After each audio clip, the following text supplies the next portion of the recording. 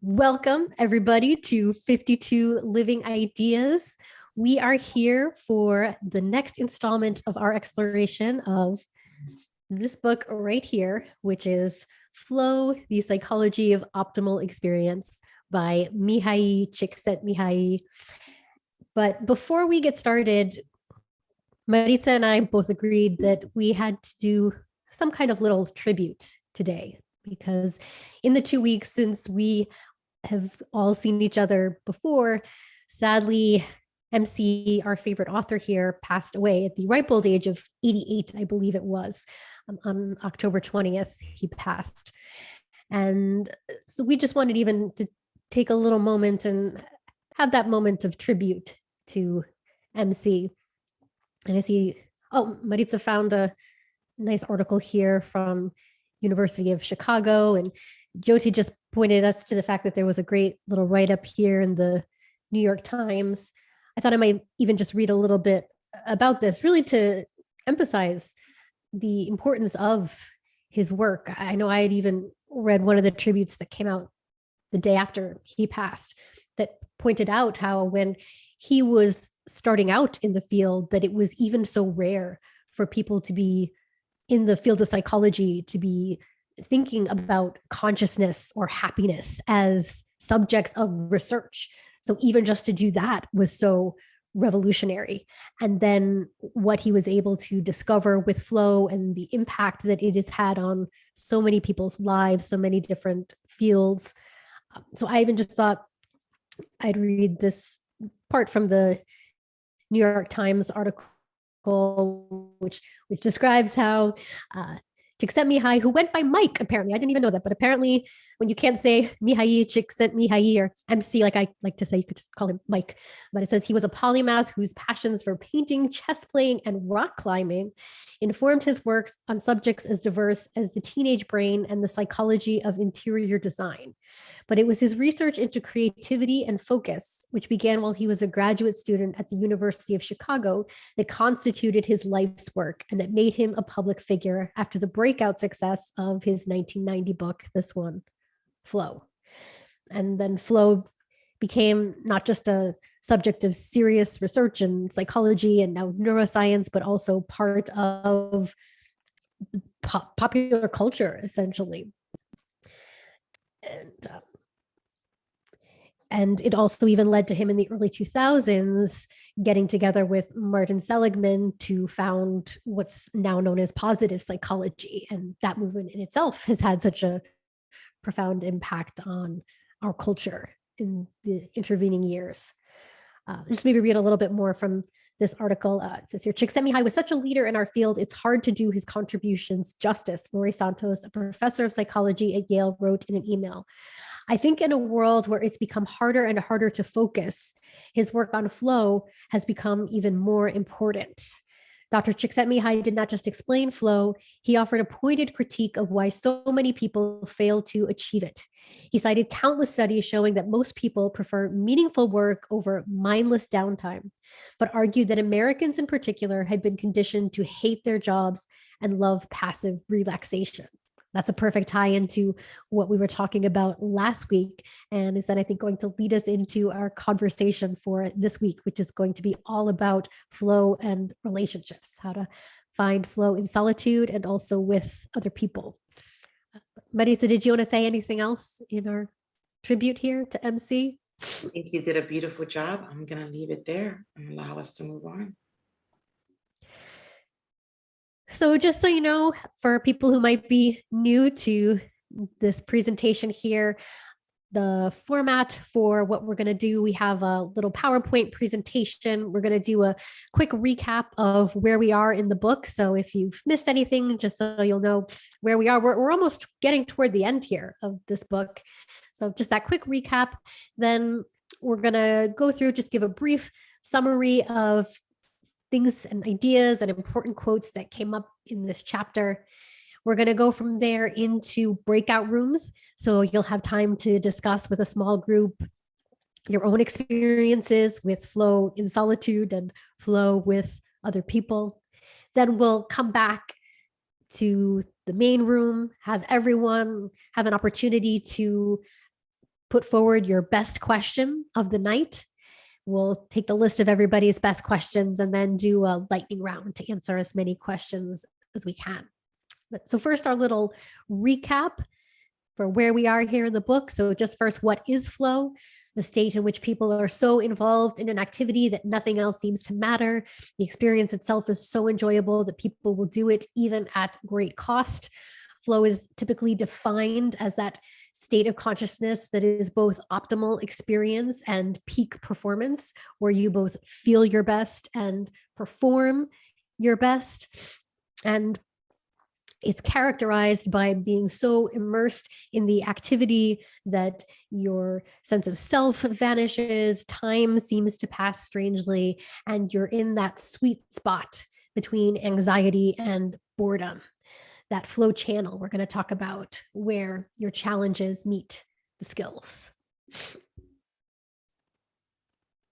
And this is our favorite graph that Maritza put together to us that shows this flow channel, this sweet spot, as I said, between anxiety, frustration, fear of failure on the one hand, or just boredom, routine, and loss of interest. Flow is that Goldilocks spot. And the most important thing that I love about this graph that I think is always important to mention is how it is a rising graph, that it involves you to keep developing your skills and growing yourself in order to face new challenges. So it's not just a static moment that you find, but something where you've got to keep developing your skills, embracing new challenges, and growing as a person. And then here's just a quick recap of the chapters that came before. The very first chapter introduced us to this question of what exactly is happiness. We used chapter 2 to do a basic exploration of consciousness, specifically focused on attention. Then going to chapter 3, that was the chapter that really broke down what exactly is involved in a flow state. We learned about clear goals, immediate feedback, the balance between challenges and skills, the experience that action and awareness seem to merge, that you're totally concentrated in the task at hand. There's no distractions. As I said, your sense of self seems to disappear. Time passes strangely, and the activity is experienced as an end in itself. In chapter 4, we talked about some of the conditions of flow. Then we went into chapters 5 and 6, which talked about the body in flow and the mind in flow. Then last session was chapter 7, which was all about finding flow in work.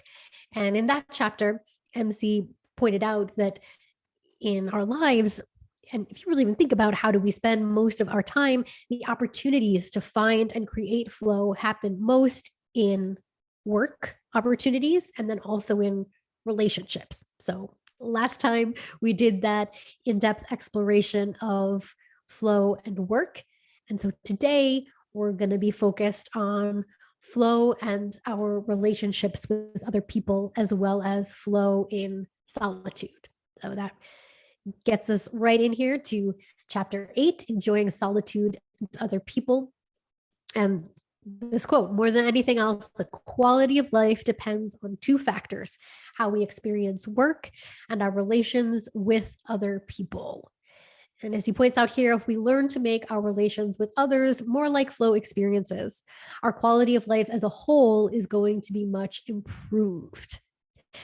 And I want to share that in my experience of reading this chapter, I feel this is the chapter where we learned that MC must not have been an introvert, because even as he tries to describe the joys of solitude, it feels like he's always pulling teeth or rubbing up against it. And as someone who is an introvert, I've always identified as someone who's practically on the middle of that introversion, extroversion scale, but at the end of the day, I definitely fall on the introverted side of things. I definitely get my energy from being alone, and I enjoy lots of prolonged periods of solitude. So I hope that's something that in our group discussion we'll be able to explore, perhaps even more than MC gives solitude credit for when it comes to solitude and flow.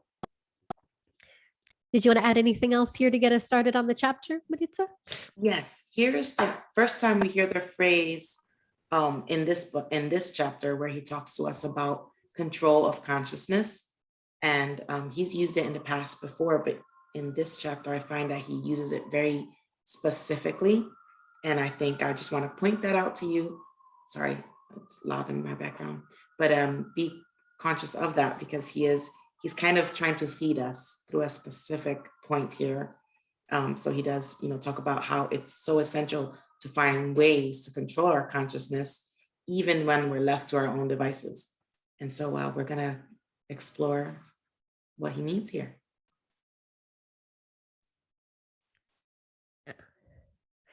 So in this first section, we're talking about the conflict between being alone and being with others. And he points out to us here there's an inherent dichotomy associated with people and relationships. They are both the source of immense happiness and satisfaction, while simultaneously the cause for much suffering and heartache. Like anything else that really matters, relationships make us extremely happy when they go well and very depressed when they don't work out. And then he points out here, people are the most flexible, the most changeable aspect of our environments. To me, I make the connection here with Jacob Bronowski. If anyone has been on the 52 Living Ideas discussions about the ascent of man, Bronowski has that beautiful quote about human beings where he describes human beings as the social solitary. And that's a phrase I've always resonated with. And to me, that's really the kernel of what we're exploring here tonight. The way that we are both social beings and solitary beings. And I love how MC points out that both these aspects really are so important to who we are, that when they go well, we're really happy. And when they go wrong, it's the worst kind of misery that we can experience as human beings. So hopefully we're going to think about and get some really good tips and ideas and suggestions for how to make these flow experiences so that both our relationships and our solitary experiences do go well and contribute to our happiness. And here he's pointing out for us, he uses, inherent dichotomy, and he shows, people are the worst, people can be the best. It's what I'm hearing between the lines here is that there also is a lot of play here for which perspective are we focusing on? Do we get stuck seeing things only this way? Because that could be to our detriment. And sometimes it's just a matter of shifting what you're looking at, and you may see things differently. Yeah, I would say before you go to the next one, before you go to the next one, I just wanted to read that last line that you have here on this slide, which I think is great, where he points out how we define and interpret a social situation makes a great difference to how people will treat one another and how they will feel while doing it. I think this ties in with the idea that people can be the most flexible, changeable aspect of our environments. And that's the other people and also ourselves. So how is it that we can think about how we are perhaps interpreting or defining the situation that we are in to make it more of a flow experience and to have it contribute to our happiness and not lead to depression? Awesome. Yes, I agree. That is a great little statement there. I just want to quick MC announcement here. Guys, if you want to grab a copy of this presentation, I dropped the link in the chat for you. We're not reading all the lines, but you're welcome to grab it and just, kind of chew on it on your own separately if you wish.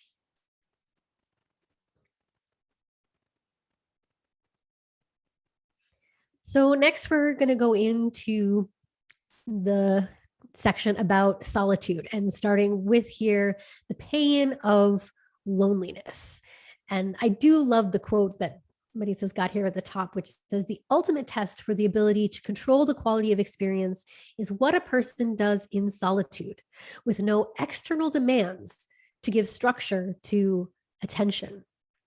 And in this section, MC points out how, as human beings, we are generally hardwired to focus on the negative most of the time. And I guess it makes sense in terms of our survival that we have to be focused on the things that could go wrong in order to make sure that we are going to survive and live to see another day. But that can create all sorts of problems, and that if you aren't proactive about your own consciousness and what's happening when you're just all alone in your own thoughts, that could lead to misery, depression, unhappiness. And so how do we take control of consciousness and take control of our inner experience? Here, so this section to me, it's very poignant. I feel like he's pointing out something very, very interesting that so many of us experience and perhaps don't even usually dwell on long enough to identify what it is, or the fact that there's any possibility to direct it. It's the like, so in this section, he asks us, why is solitude such a negative experience? Joy already told you, but wait, it's not always a negative experience. That's true. But if we look at the moments when it is, it's interesting because so MC tells us that keeping order in the mind from within is very difficult. And when we were looking at flow and thought, we kind of put this statement under the microscope a little bit, and we were discussing this, the push and pull that we experience with order and chaos, and when we don't structure our thoughts, kind of they take over and mayhem ensues. And what he's saying is that this mayhem that ensues with the undirected mind causes us to feel this pain when we're all alone. And it's kind of like, because you didn't plan ahead, you kind of find yourself sitting here wallowing, as it were. I'm going to go ahead and read this questions that we have up here. We're going to get back to them, but I don't think it's possible to read these questions enough. And I think it's really important that all of us, read them as many times as we can for contemplation. What happens when we are left to our own devices, alone, when the dark night of the soul descends? Are we forced into frantic attempts to distract the mind from its coming? Or are we able to take on activities that are not only enjoyable, but make the self grow? As Maritza said, we're definitely going to come back to these questions. I just want to point out, I think it's a great distinction he makes here between activities that require concentration and grow our skills and grow the complexity of ourselves versus killing time. And to me, this felt especially poignant reading this now in the 2020s as opposed to 1990 when the book came out, because I immediately think of scrolling through social media, which was not something that he could have talked about then, but which seems like the best example we now have culturally of what it means to just kill time. I have to say, even things like television, maybe this is just me. I'm sure lots of people just watch television to kill time, but I'm someone who's always, perhaps it's just from my background as someone who always loved literature and stories. So I'm the kind of person who, for me, watching a television program, a movie, any kind of narrative is absolutely always a flow experience for me, because I'm always simultaneously so absorbed in the story. And then there's just like another part of my brain that's just constantly trying to analyze, okay, how is the story coming together and how is the craft working? And it definitely is an opportunity for me to think about developing some of my own skills in that area. So I always give television a little bit of a pass. I think there's ways that you can make watching television a flow activity, but social media and the way that infinite scroll through social media has been designed by the creators of those platforms has been designed intentionally, I think, to be this kind of, the quick hit where there is just not even necessarily any connection between what's going through your scroll feed, and does seem to be the premier example of what it means to just kill time versus engaging in an activity that allows you to grow yourself. Right. There's actually a phrase that, sorry, one more thing, Andrea. There's actually a phrase that MC uses here to describe exactly what Andrea was just saying. He talks about it's what we're looking to do is increasing opportunities for actions and the abilities to act.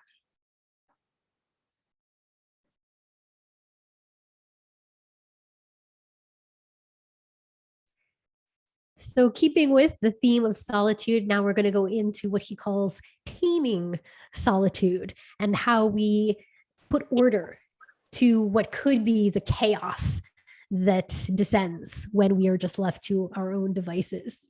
But the way he puts it here, again, this to me is where I think you could tell that MC was just not an introvert. As it says here, to keep control in an alien environment, one must impose one's own order on the wilderness. It seems a little bit harsh for describing being alone and in solitude, but I think he does have a point. The point of the value of being able to control our attention, control our thoughts, and being able to establish some order that will lead to us having more positive experiences and more happiness. And I just wanted to read this one in the middle here that says, how one copes with solitude makes all the difference.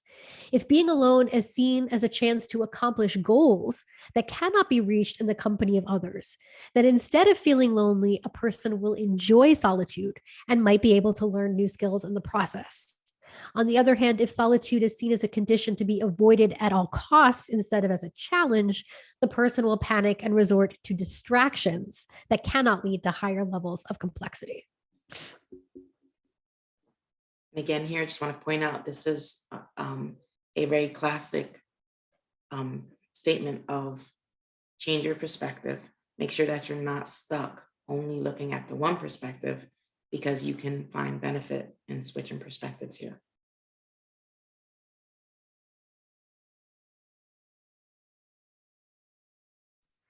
So now we're going to move on to flow in our relationships, and starting with flow and the family. And so here I also want to go to the one here that's right in the middle of the importance of how we can use our relationships with our family to give us these incredible flow experiences. He says, you're being assured of one's worth in the eyes of one's kin gives a person the strength to take chances. Excessive conformity is usually caused by fear of disapproval. It is much easier for a person to try developing potential if he or she knows that no matter what happens, there exists safe emotional base in the family. And this definitely resonates with my own experience of the value of family relationships, as much as friends or those people that you choose to bring into your life. That a family, what parents can offer their children that's so important is that stable environment and that unconditional love that can serve as a foundation that can then allow that child to grow up and flourish and start to explore their creativity in all sorts of ways, because they've started with that solid, stable foundation from a family. Here, what we're being told is that the family relationship, just as any relationship, actually, it's a living, breathing thing. It is dynamic, it is changing. It's not a solid state, it's not static. And if we treat it as such, it's going to wither and die. You have to treat it like it is something that requires nourishment, and anything that you value requires that you exert some of your psychic energy. And so here we see that it's a necessary condition for improvement. And I love this, the increase in complexity. That's what you're seeking, because that's where you're going to be able to get into your flow channel. Because if it's too simple, it's not going to get you there. And it's just like, there are not but so many plants that if you put them in a container and ignore them and don't ensure they have enough sunlight or water, are going to flourish and thrive. And that's the case here with relationships, that it does require one to, it's almost like if you want to look at it from, software, it's an iterative process. You have to continue to move and improve. And there's a little section here towards the, in this section, it's a very tiny statement. And he's talking about something that Cicero is saying, that Cicero once wrote that to be completely free, one must become a slave to a set of laws.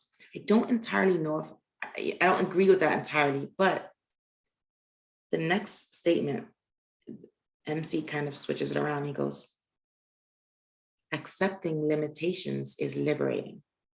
That part really resonates with me, because it's this idea that, if you have this one thing that you think is good, and then there's something over here that could be better, but you have to let this one go. You have to open this hand so that this hand is in an open position and able to grab the next thing. And I feel like that's kind of the way relationships in general work. You have to kind of move forward. You have to accept that there is going to be change and you may lose something. But ultimately, as long as you're moving forward, it's going to be good.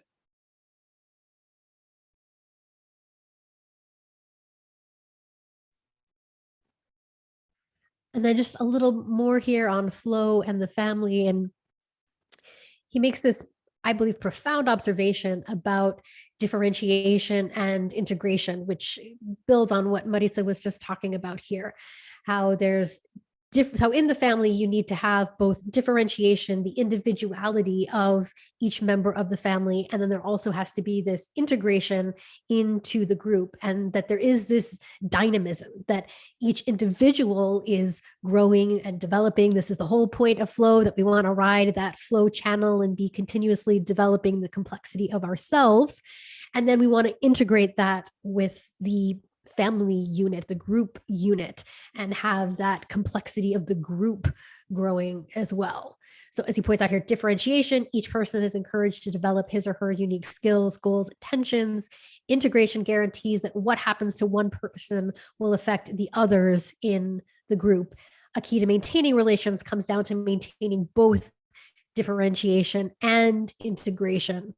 The common goals for the group should reflect the goals of individual members as much as possible.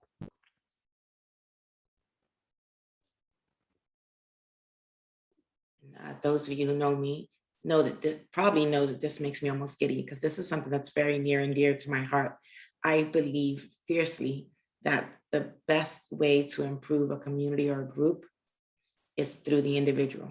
Improve the individual, uphold the individual, and each individual within the group will make the group itself better and uphold the group, and the community improves as the individual themselves improve. And this is really just a lovely way of stating that. And I like, it's like, you need to value the individual just as much as you value the unit. Here we're calling it the family unit. I think that's vital to any relationship or interaction or community. One point I think is really interesting here is this, and maybe even controversial, is this idea that a family has to have a goal for its existence, because that's not something that we hear a lot. We don't talk about family goals. We talk about family values, perhaps, or family traditions. We don't always talk about family goals. But I want to say, I think I absolutely do agree with MC here, because if we don't have family goals, then we're not encouraging our group unit to grow. That just getting stuck in the old ways, the old habits, the old routines, that can lead to the stagnation, that is just boredom, that then just keeps every individual in the group down. So this idea that each individual should have a goal, that everyone in the group should be supporting each other's goals, and then the group as itself should have goals so that there's constant push toward growth on all of these different levels.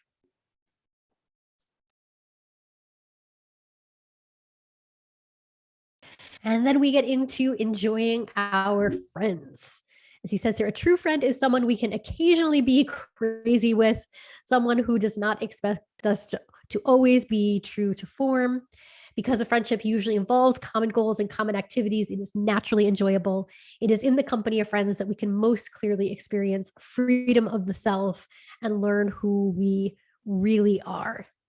I'll say with friendship, I've always been a fan of the Aristotelian concept of friendship and the idea of finding someone who shares your soul, essentially, someone who shares your deepest values and reflects that back to you, and then with whom you can share common goals, common activities, where the friend can be someone who helps you grow. Again, as the friendship relationship grows, each individual in the friendship pair grows as well. And then just this one line here too, that a friend is someone who shares our goal of self-realization and therefore is willing to share the risks that any increase in complexity entails. That I think is the key to how you even keep a friendship going. Maybe we've all perhaps experienced those friends that we keep on from a certain part of our life, even though we've perhaps grown and we've grown out of who we were when we had that friendship, but then there's that friend who still just kind of hangs on, and there could be that kind of awkwardness of what to do with that. But I believe certainly the best friendships are the ones that grow with us and inspire us to keep on growing as well. So here I'd like to share, there's a Spanish saying that's I heard from my mother like years and years ago, and I find it to be so applicable here. And so I'm going to give you, obviously, I'm going to give you guys the English version. It originates in Spanish, and the rough translation is: in any relationship where two people always agree, one is not necessary. And that was not a statement purely for a romantic relationship. I have found that this holds true for any situation, because the whole point of companionship, whether it's a friend or it's romantic, is the growth, right? And if all you're getting is a regurgitation of what you're saying, there's not really any interplay here. So it's while yes, you're looking for somebody who shares your self-realization goals, you don't want them to be a carbon copy of yourself. So similar, but maybe not identical. Because if they truly seem to be exactly like you and you guys get along with everything and you never have any disagreements, where's the growth? Remember, you need challenge to find that growth. So in my mind, I am of the belief that a true friend is somebody who, there will be moments in your history together where you will vehemently disagree on something, but you manage to get past it. You manage to find some way through that. Whether or not you ultimately do agree, you can move past and grow and still be friends. And to me, that is, it's like a test, you have to go through a trial by fire, and that's where you know that it's true. And I love this quote. I think it's almost funny, but it's so true. It's like, when they say to not be always true to form. Everybody has off days, or sometimes you see something or you learn something and you have this just belief that this is this, and it may be misguided. Or even what if, it's a friendship and, you're like super in love with this other person and your friend is like, this person is bad news. And you're like, oh, you're just jealous, right? And so there's strife there. And maybe you are going a little crazy, you've got the hormones going and you're not, you may have strayed from your true self, your inner self and your inner principles. But this friend, because they share some of those principles, they can see when they're lacking in you, and they'll find a way to help you through that. Even if it's just, calling you names, that happens. So I really like this being pointed out, that you kind of, this relationship more so than others, it's a relationship where where you do the error testing, or how they have the dummies in the crash cars to make sure the car is sturdy enough. In our growth, this environment is the one that's the safest for doing those kind of error testings.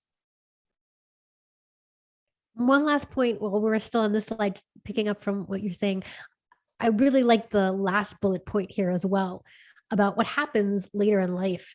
As he points out here, that friendships really happen by chance. One must cultivate them as assiduously as one must cultivate a job or a family. And when you think back to when you were a kid, and probably the only requirement to be your friend was you showed up on the playground and, hey, they like the slide and the swings too, and now you can be my best friend for life. But when we become adults, and especially when we have the demands of a job and the demands of a family, that we do have to think about friendships as something that we have to consciously put our attention to, because friendships can be so valuable, because they have this possibility to be a relationship that we can't necessarily have with family or with coworkers, that we do need to think about cultivating friendships, putting in the work to find friends, keep friends, and grow with friends as adults. I'm going to remind you here, we're talking about control of consciousness. And when we were discussing the body and thought, I kept pointing you to the word intentionality. And this year, it's key. The cultivation of friendships is a requirement. I mean, life is lonely. Find people to help you walk through with it. Quality people, though. You don't want to randomly end up, because these are your sounding boards. If this is supposed to be your safe environment, do you really want to leave your safe environment up to chance?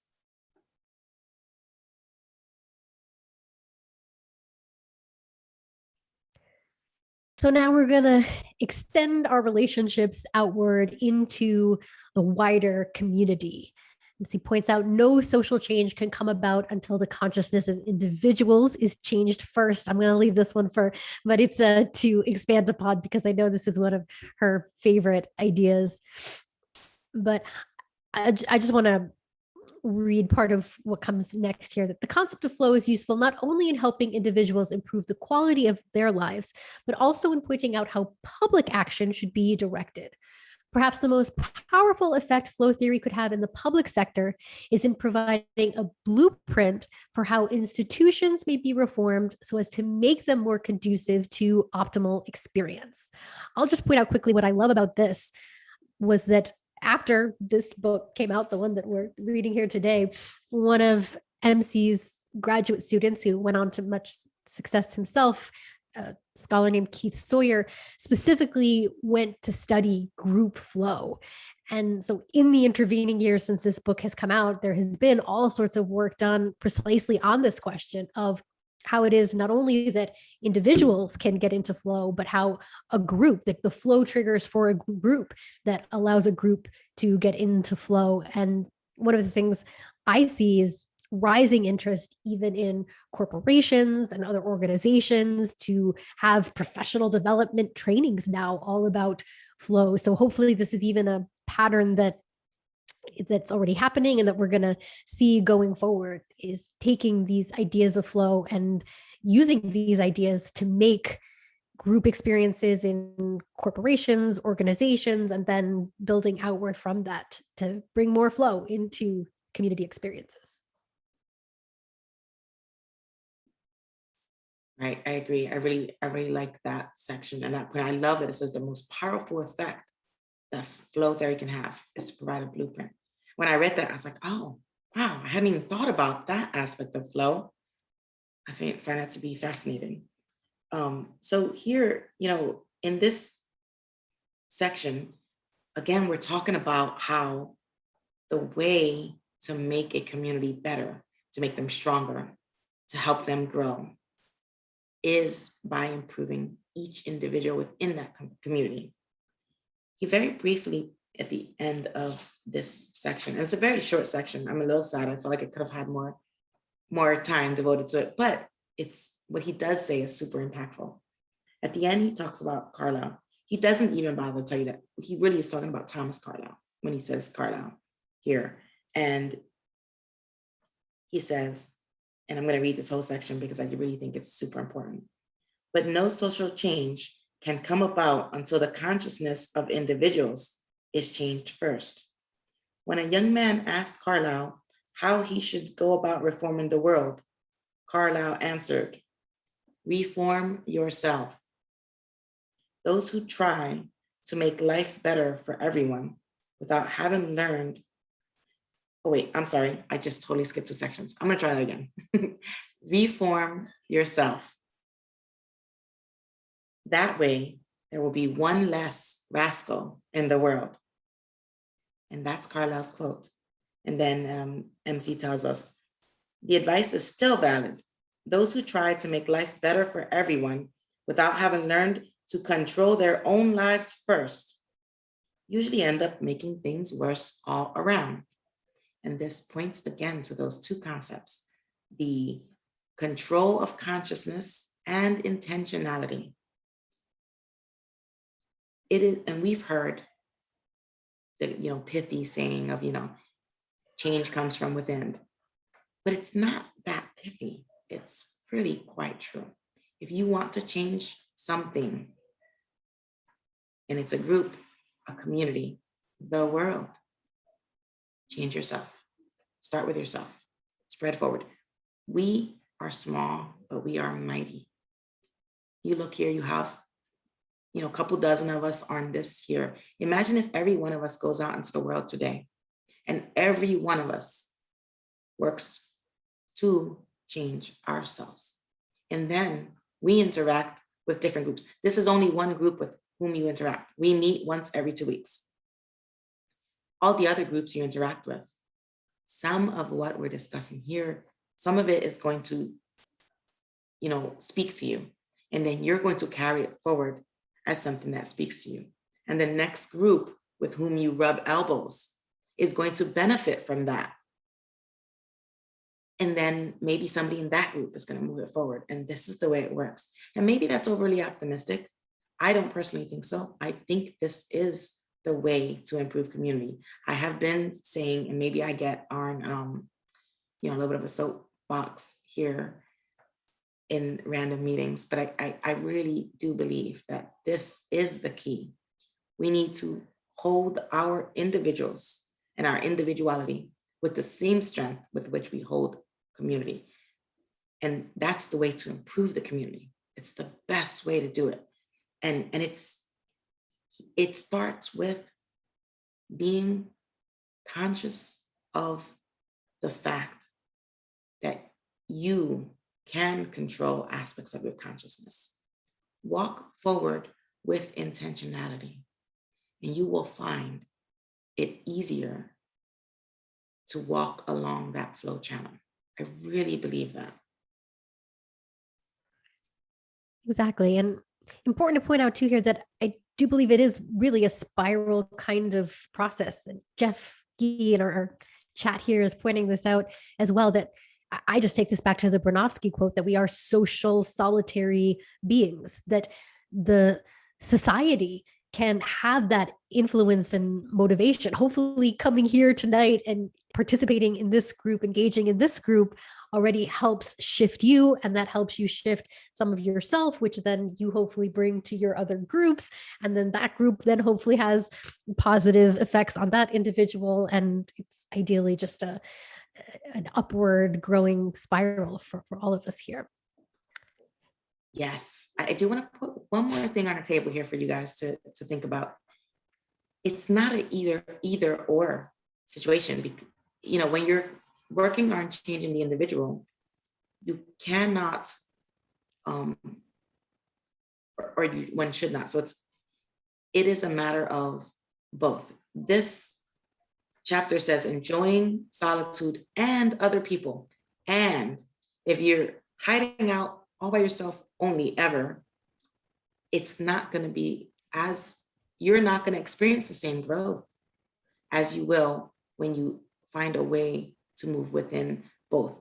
Enjoy your solitude, but find other people to enjoy spending time with them as well.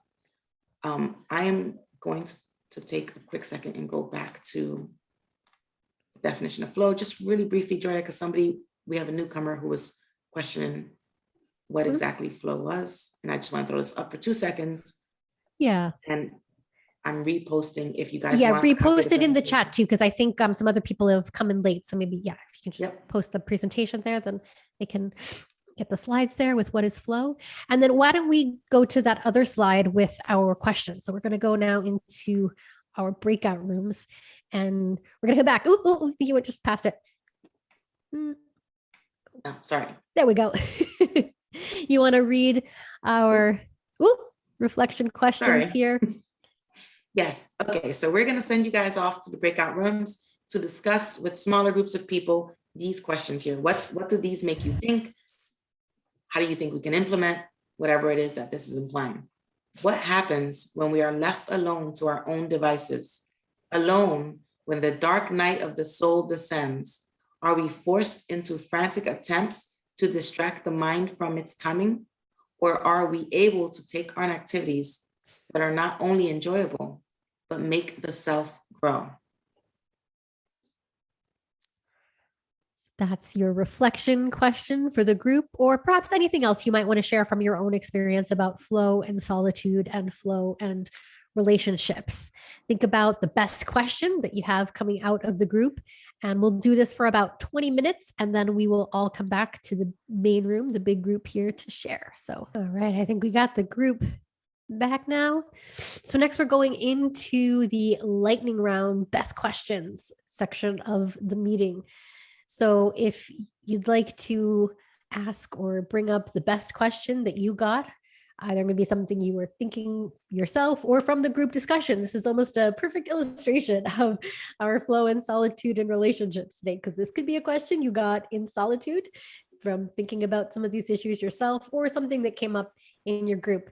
You can type exclamation point in chat, or you can use the raise the hand function here on Zoom. And first, we're just going to take everybody's questions, and then we will try to get through as many questions as we can get into in the next, we have about 40 minutes or so. And then just so you know as well, there's going to be another 52 Living Ideas meetup group right after this one that's going to be all about the Gospel of John. So that's something else here to look forward to. All right, so see everyone coming in here. So first we're going to have Jyoti, and then I see Anton raised his hand, Jacqueline, and Jack. So almost all the J's again with Anton in the middle, but we're going to start with Jyoti. Okay, firstly, we had really meaningful conversation in our breakout room. And just before we were getting ready to split, I think somebody said, let's talk about whether we can change ourselves in solitude, or we can change ourselves in company, because this was somebody had already, posted a question here on the chat. So we came up with two different ideas, but I was wondering if we can bring it up and that as a question so that we can get everybody's input. It's a great question. So how do we both change ourselves in solitude and change ourselves in company? Good question. With others, yeah. Next, we have a question from Anton. So, question I was thinking about when I was listening to some of what was said earlier about the most important thing. Somebody said the most important thing in friendship is growth.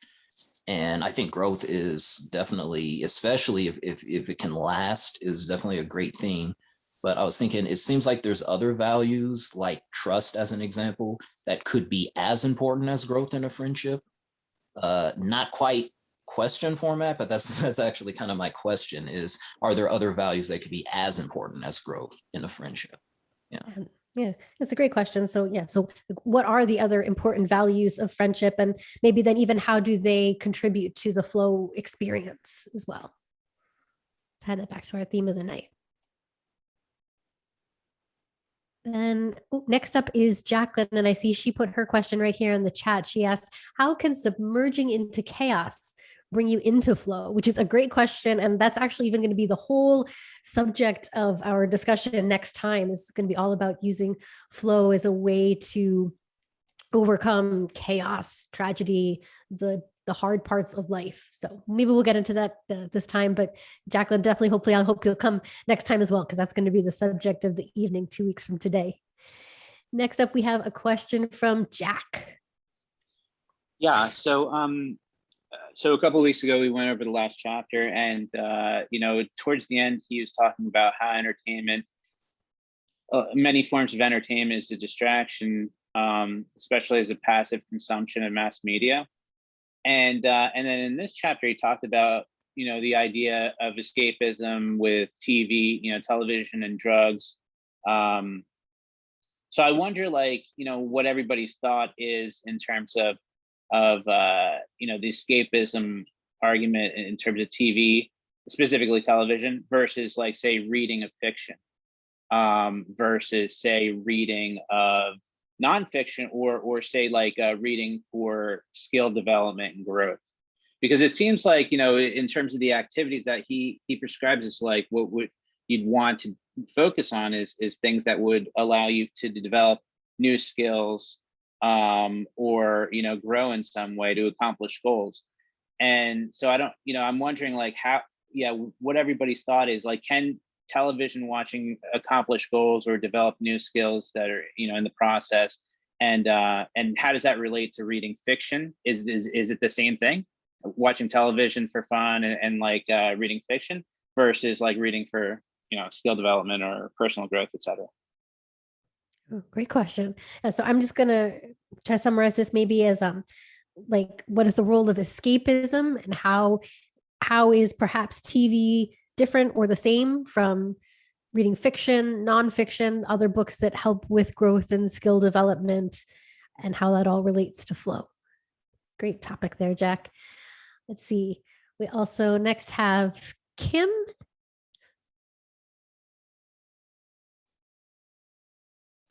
Yeah, I love Jack's question because it's kind of ironic, is that I love to watch television at night. It kind of tones me down, but I recently got into book clubs, and it's fiction. It's nonfiction, and I've never been a fiction reader, and I just love it. It's like it teaches me something new. It brings a new skill set to me. It's just amazing that how much I like it. So I'm trying to balance being mundane and watching TV at night, but then during the day I read fiction books because I just love the stories about people's lives. It's just I don't know, it's crazy. So Sorry, that's a great observation there, Kim. Did you have a question too that you wanted to add to our list of questions, or just the reflection for now? nope, just a reflection. Thanks for sharing.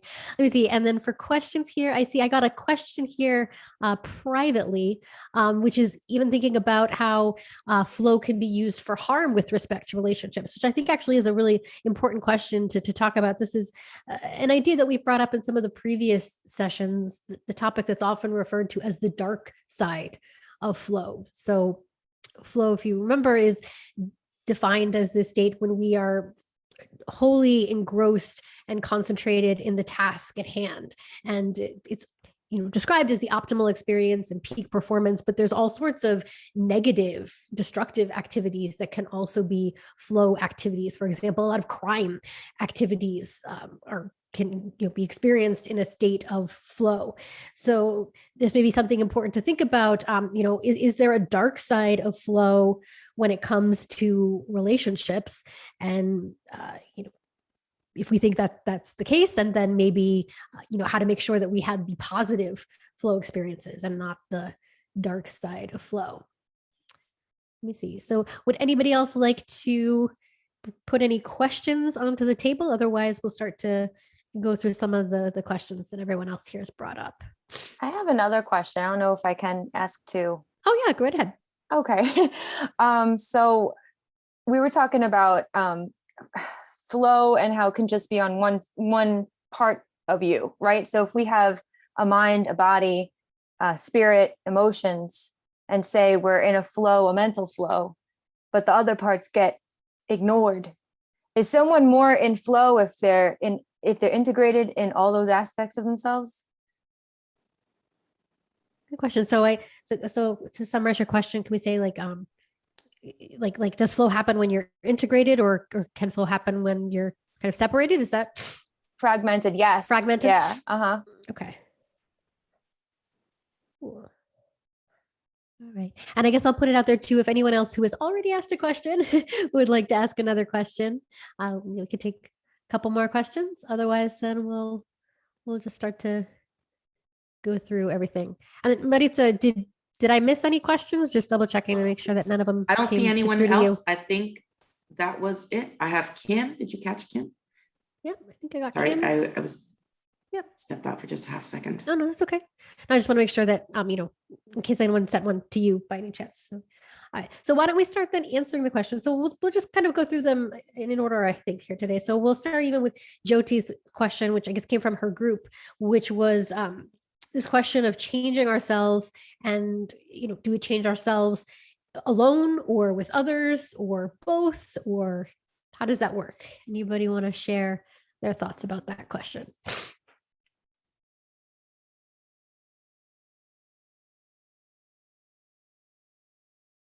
Oh, I'm sorry. And yes, to answer, I'll just say again, you can raise your hand in the chat. So it looks like Evanique's already raised her hand, and then you can also type exclamation point in chat as well if you want to answer. But we'll start here with Evanique.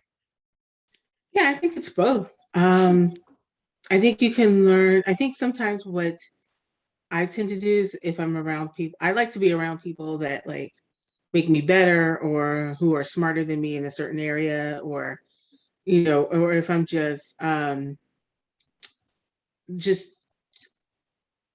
lost my train of thought. But yeah, like people that I have the same interests as, or we like to discuss different topics, or if it's a topic that I'm interested in learning about, I can learn a lot about myself through that. But also I can take that home and think about it by myself and like really ask myself, how does what I learned apply to my life, and how can I make myself a better person or grow from what I've just learned? So I think it to me, it has to be both, because you have to kind of like hear it in a group and hear other people's thoughts on it, and then go home and see what thoughts you want to apply. Thank you. Next up is going to be Jyoti commenting on her own question.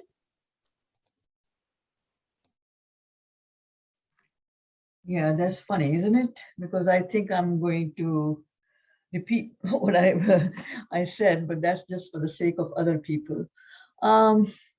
What we had also said, what Ebonique just said, that you can do it in both scenarios, outside with the group where you grow.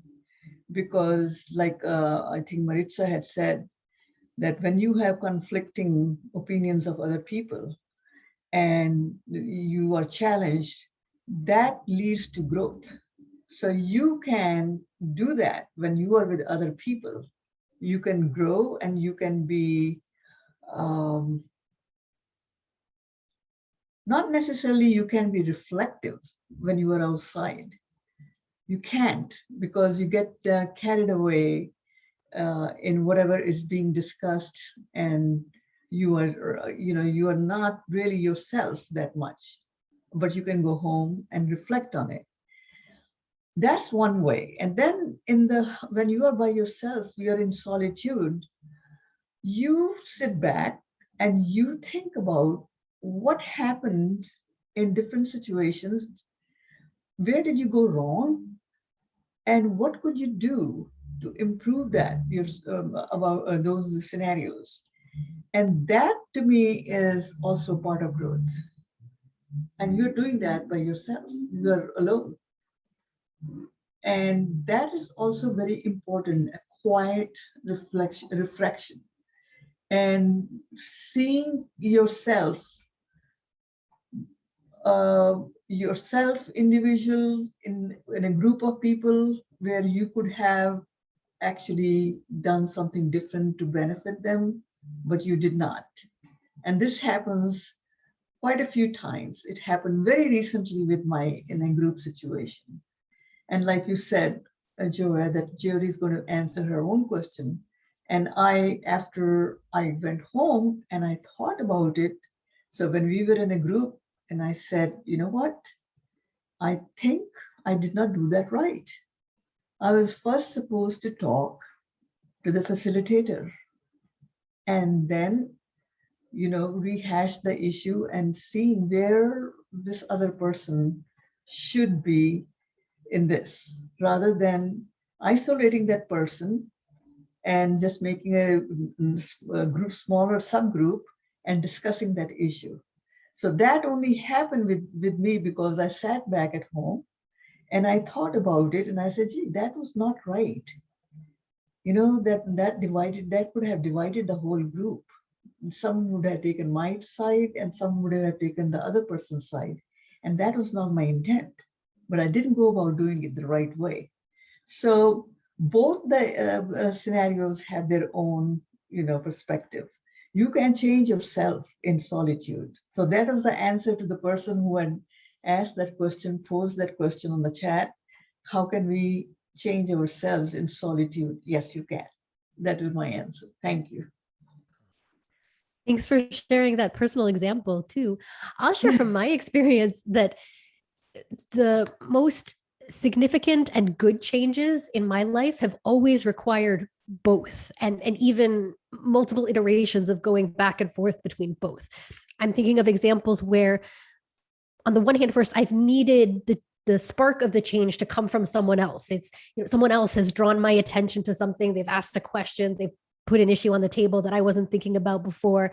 And that's what got me thinking in a new way.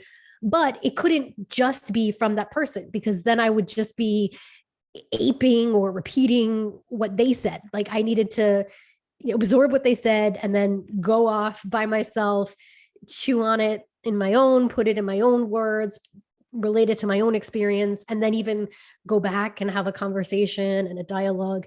And similarly, there have been times when a change has come because I was alone in solitude and then had some sudden insight. But in order to really even hash out that idea and make sure that it was going to be a good change, I had to call up my friends and say, hey, this is this thing that I've been thinking about. Can we talk about this? Can you give me some feedback? And then again, I talk with them, I think about it. So I would just say from my experience that to really have positive and powerful change, you need both. It's a both and hopefully it's what we're even doing here with 52 Living Ideas. That 52 Living Ideas is an opportunity to, you hear from me and Maritza, then you get to speak, put it in your own words, you get to talk with your small group. Then hopefully we close this down, you go home, think about it yourself, and we'll all meet up again and have that opportunity to come back to these topics and hash it out as a group again.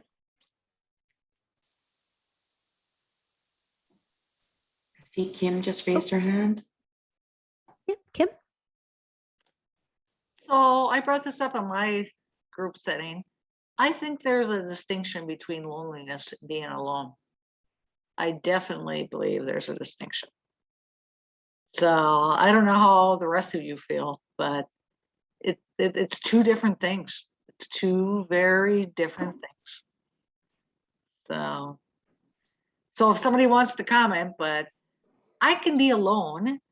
I don't experience a lot of loneliness, but I can be alone, So how do people feel about that? So Kimberly, I think Kimberly, that's this is why MC uses the word solitude in addition to loneliness, because I think that he also believes that one can enjoy one's own company. In fact, one should enjoy one's own company. And that's basically what he's talking to us about here. And he does use the word solitude. And I think it's just to make that distinction where, loneliness is the, negative aspect of not being able to control your consciousness in order to enjoy your own solitude. It looks like Jacqueline wants to chime in. Maybe I shouldn't have raised my hand. I was just thinking about loneliness and how you said it was negative. Being a psychologist, I'm like, what?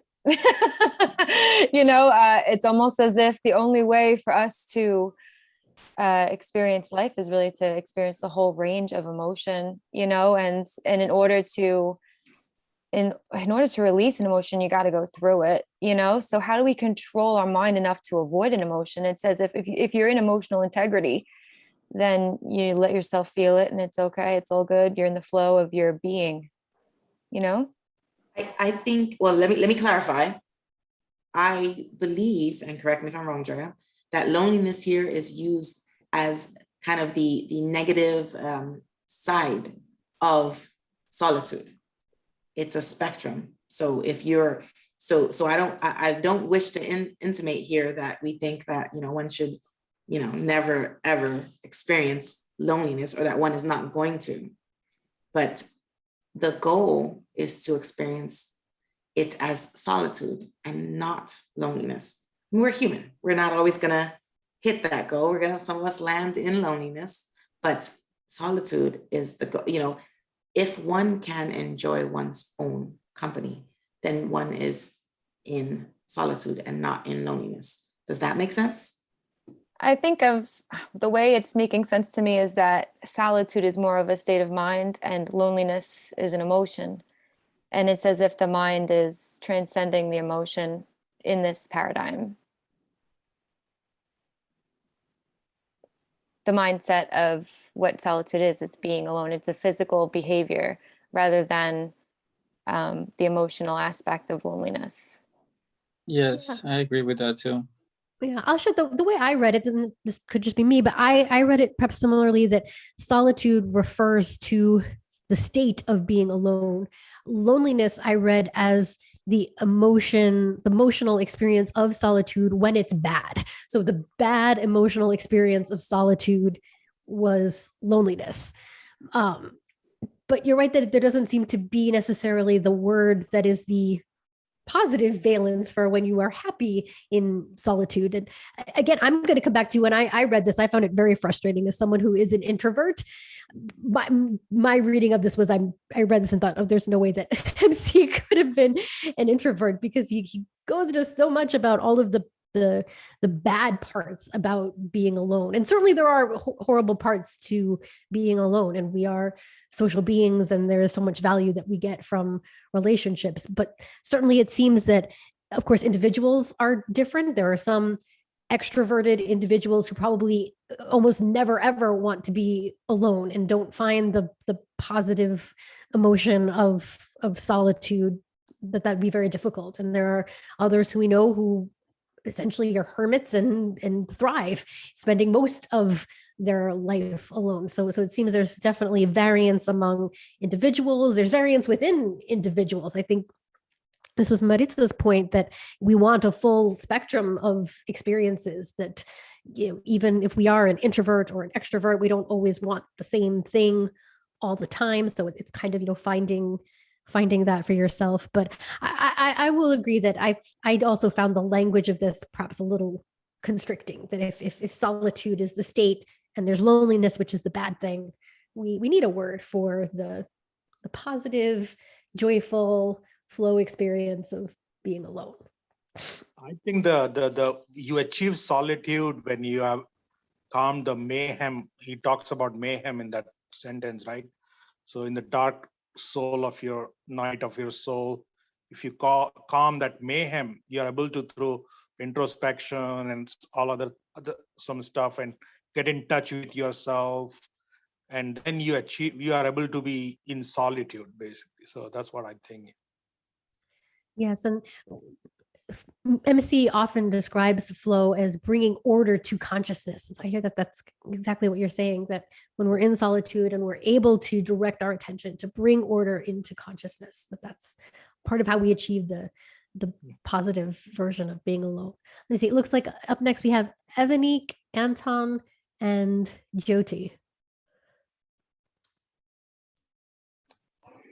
Yeah, I think after Jacqueline was speaking, I was thinking loneliness as an emotion.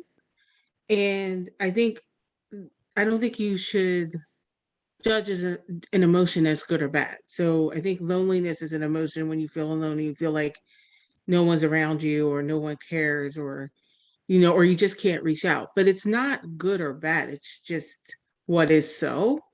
So I agree with Jacqueline when she said you kind of just have to go through it. Like there's no other way. You can try to avoid it. You can try to be out with friends. You could be out with a group of friends and be lonely. Like you could be out with a set of people. You could be out with your family and still feel alone. It's an emotion that you feel. It's not necessarily a state of being. So I think once you go through it and you let it flow through you, good, it's not good or bad. You just kind of had to experience it. And then I think once you experience it and you learn from it, you learn more about who you are when you feel like lonely. Like, what do you do in that moment when you feel it? Do you just let it happen? Or do you try to fix it like it's something wrong, bad or wrong? So I guess in that sense, I do kind of disagree with the book about the labeling of loneliness as bad or it's something out of your control. I think it's just an emotion that happens. And I think when you try to control it is where you go wrong. You just kind of have to feel it and then just come out of it, on your own a little bit. Thank you for sharing, Evanik. Let me see. Next up, we have Anton, then Jyoti, then Jacqueline. Anton next. Evanik just reminded me of something that it's easy for me to forget about like seeing emotions as good or bad. I attended a meetup a while ago. I think this was months ago, called Finding Happiness and Fulfillment. Meetup Live is this huge group, and they had that. And there's a psychologist, some sort of professional that did research that was saying, I know science may or may not always be accurate, but if there is scientific research to indicate that one way that you can get through negative, or what we call negative emotions, is not seeing it as good or bad. That directly ties in. It's an experience, but it's not good or bad as in, kind of how we value things. So I forget about that, but that's actually a good point Evan brought up. But what I was going to say though was, and she also said too, as far as like you can be in a group of people and be alone. I realized when, I think it might have been when Kimberly was talking a moment ago, that so I'll give two examples. One example, I was around a guy who's like talking with he seemed like very social, very bubbly. He seemed like he was happy when I was hanging out with him, talking with all these people. And then when I was just with him one-on-one, he was like checking his phone, like feeling like he needed someone else to talk to. And then I think he even told me that he felt lonely. And I remember thinking to myself, like, what? At the time period, I remember thinking, what is he talking about? But I actually can relate to certain experiences myself. I've been on both ends of the spectrum of being social and then like self-imposed.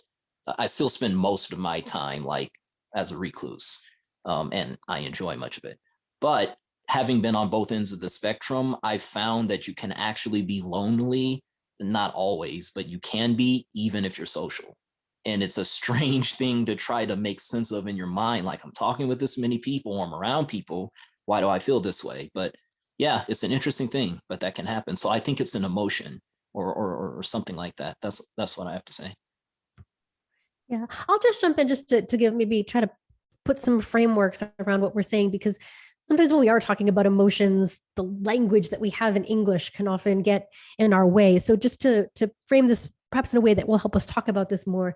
So when we're talking about this idea, so we can talk about emotions in the simplest formation. We can talk about happiness and sadness, and we can think of happiness as being a positive emotion and sadness as being a negative emotion.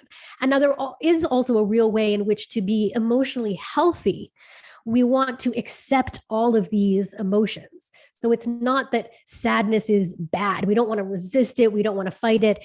There's legitimate reasons to feel sad. Like I'm thinking, for example, like when my parents passed away, that's a sad experience. I don't want to fight that. I don't want to say that it's bad, that I shouldn't be feeling that, but it's also still sad. It's a negative emotion. It's not like, oh, I'm so excited, like when I went to go visit my parents, and that's a happy emotion.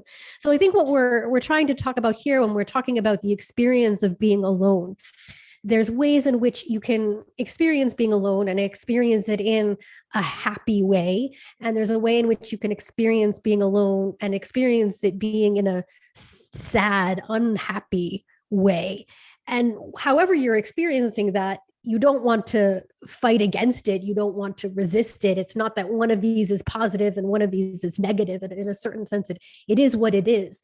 But I do think it is useful to figure out, to just do that introspection and figure out for yourself what is the emotion that you are feeling. And I want to say, I think Anton is bringing out a really good point. And this is certainly something I've experienced, that there have been times where I have been surrounded by people and never felt so lonely, in the sad sense of lonely. I'm thinking of a very specific time where I was at this party that I was looking forward to. I thought I was going to be meeting all of these people that I was going to really connect with. And then that just didn't end up happening. And I just felt lonely in a sad way. And not that that was necessarily negative, that I'm fighting against it. It was, to do the work to recognize, like, oh, it is what it is. And then to, change course and, not go back to that setting again. So hopefully that's just some framework here to help us talk a little bit more clearly about different emotions. Let me see. Jyoti. Oh, I'm going to jump in really quickly, just really quickly, a 2-second. It's almost a public service announcement. I would like to remind you guys, those of you who walked with me before, I've heard this. So I apologize. But those of you who haven't, I disagree a little bit with some of the premise here. I don't believe we should ever choose happiness as our goal. I believe the best way to be perpetually unhappy is to keep striving towards happiness. Strive towards that meaningful path and let happiness be the byproduct. That's my public service announcement. Sorry, thank you. so next up we have Jyoti and then Jacqueline. Okay. My piece of wisdom. I think they are both flow and loneliness. Solitude and loneliness are both state of affairs. Loneliness is arising because of lack of connection with others. There's a void in the heart due to lack of connection or loss in your life, or inability to look at yourself as a person who can move forward. You're stagnated. What this book is all about, it's not about loneliness, only because this book is a primer for people who want to advance themselves, who want to promote themselves. A way to do that is through the solitude and creating some kind of recreation in your mind. Connect with you, make yourself a friend so that you can enjoy life and you can you can produce a little better. Because if you are in the state of flow, when nothing matters to you, everything around you, it doesn't matter whether it's time or whether there's a distraction or there's something pending that you should have been doing and you have not done, that is not your part. That is not your piece anymore. You are consumed. A lonely person, on the other hand, is very worried about what is going to happen to me. He's consumed within himself. So this book should not be compared for loneliness. And that is not to say loneliness is wrong. It is perfect.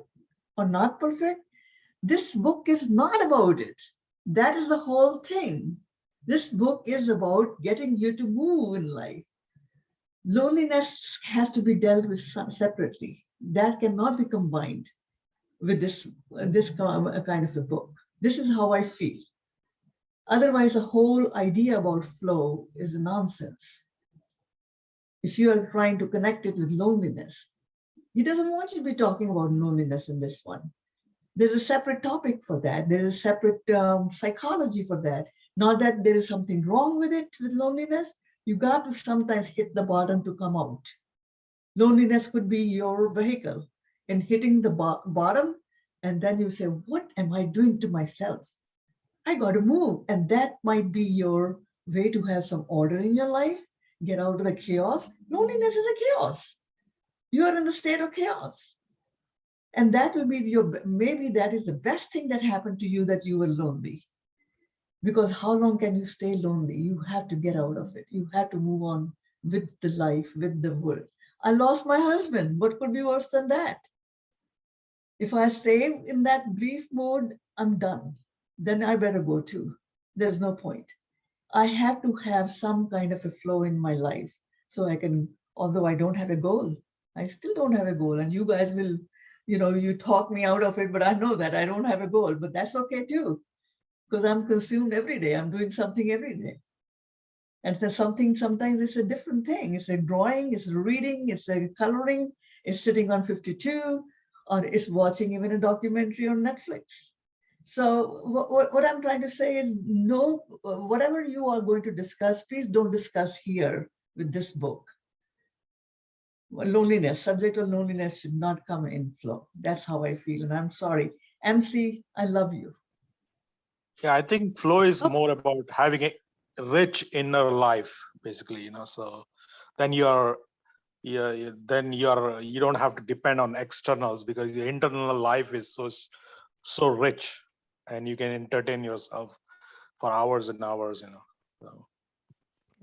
Marisa, maybe you want to put up your famous, beautiful graph there of the flow channel, because I think Jyoti's point is absolutely right, and that graph, I think, maybe helps to show that what loneliness is what's outside of the flow channel. It's anxiety, or it's boredom, or stagnation, and that what we're looking for is to be in this flow channel where we are just engaged in the moment. Our attention is totally consumed with whatever it is we're doing, with the relationship that we are in at the moment, the way we are relating with whoever is in front of us. And then that's what's putting us here into flow. I think Jacqueline was up next, though, to share some thoughts about this.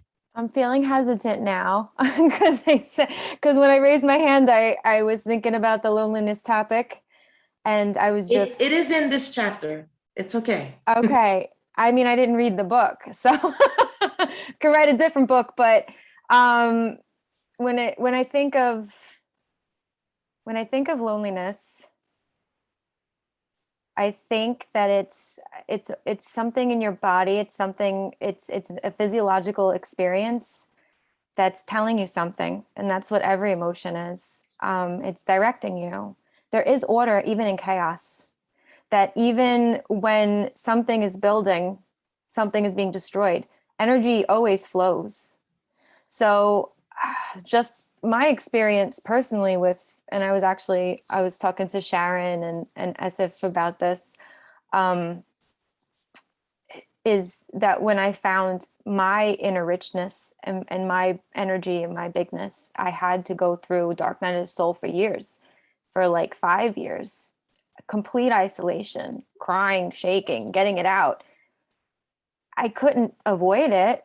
And when I completely embraced it, I was in my flow, but then again, I don't know if I'm defining it the same way as this book is, and I'm new.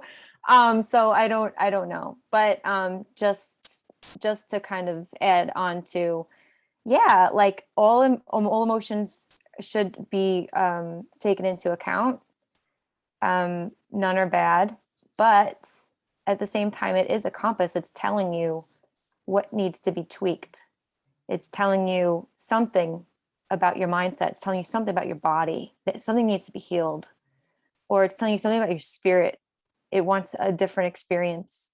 So in order to get through it, you have to embrace it. But at the same time, the root of what's being embraced is the diamond in the rough. The root of what's being embraced in the moment of the darkness is the essence, the invisible essence that gets you through and that keeps you going. If that makes sense. So.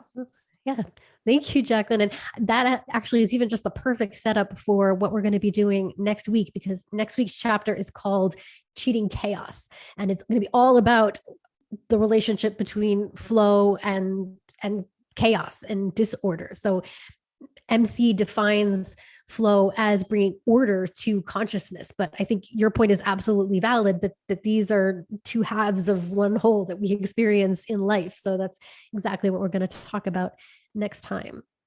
It looks like, Marissa, it looks like a couple people raised their hand. Evanique has her hand up. All right. Evanique has her hand up. And then Evanique, why don't you go last? And Evanique, am I right that you're leading the next session here at 9 p.m.? So maybe you even want to tell people about it? I'm not leading it. Oh, are you? I led the one, me and Christiane led the one Wednesday night on Harry Potter. Oh, okay. I am participating in the next one, so I can say we're studying the book of John, the last part of chapter 1 and the first part of chapter 2. And it's a very interesting topic. We go deep into like what it means, not only in Christianity, but just in life, like kind of like we're doing the Tao Te Ching a little bit. It's that same type of feeling where we're exploring like, what does it mean? What is Jesus saying? And it's not like in the Christian sense, but just in like what is in the text. So it's a very interesting conversation. And I think everybody will get a lot out of it. But no, I'm not leading it. Okay. Well, you'll at least be there. And thanks for letting everybody know what's coming next. But we have just a couple minutes left, so we'll do your question and then we'll close out here, or whatever last comment you wanted to have here about flow. Okay, so just real quick about flow. I think so. I was thinking about what Jacqueline said, and then what Jyoti said, and sorry. So I was thinking loneliness. I know we were saying it's out of flow, but I don't know how out of flow it is. I think a lot of good things could come out of loneliness.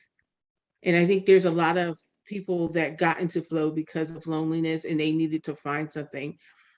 So maybe it's not a part of flow, but I think it leads to flow, in that you're lonely. So then you go inward and you figure out what you want to put out into the world, or you figure out what you want for yourself. So that's all I want to say. I just want to say very quick to that, Evanique, MC agrees with you. All roads can potentially lead to flow. Not necessarily that they will, but the possibility exists. He believes that we can convert any situation potentially into a flow state. So we are now almost out of time, and I see just a couple people here have been bringing up some good suggestions maybe for next time, because we really only got to the very first question of everyone's questions, and you guys all had some really interesting insights and input, I think, on this question. But now we've not got a chance to get to everyone else's really interesting question too. So maybe next time we'll think about limiting the time for each question, so we will be able to get to more of your great questions. And I'll even save this so maybe we'll even be able to make time for the questions we couldn't get to today. Maritza, any last thoughts to take us out tonight? Well, just the one that one of the questions was on cows, so we can definitely tackle that next week.